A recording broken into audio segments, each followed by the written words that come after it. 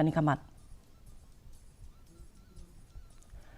Ka college jongka postgraduate studies in agricultural sciences umyam kabadon hapo jongka Central Agricultural University Imphal kalapenlong yaka national conference kaba Sngi lenter halor kamat enhancing agricultural growth with special reference to Northeast India, synergizing industry and scientific innovations for demand drive crop improvement ha CPGS AS campus ha umyam menta ka Sngi. Ya kani ka jingelang lapenlong haringkat ka jingetrelang bat ka ICAR ka North Eastern Council ka Ministry of Agriculture and Farmers Welfare bat ka Nabat.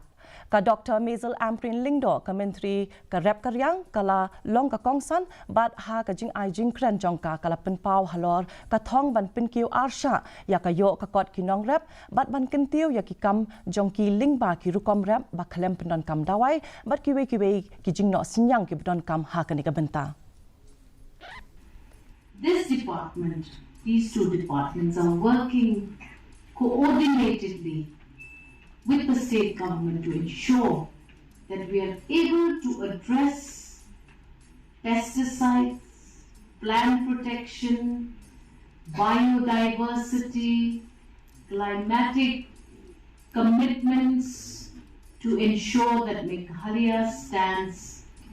nothing but first in our interventions, in our interests to at one time improve the farmer's life, but also protecting all the necessary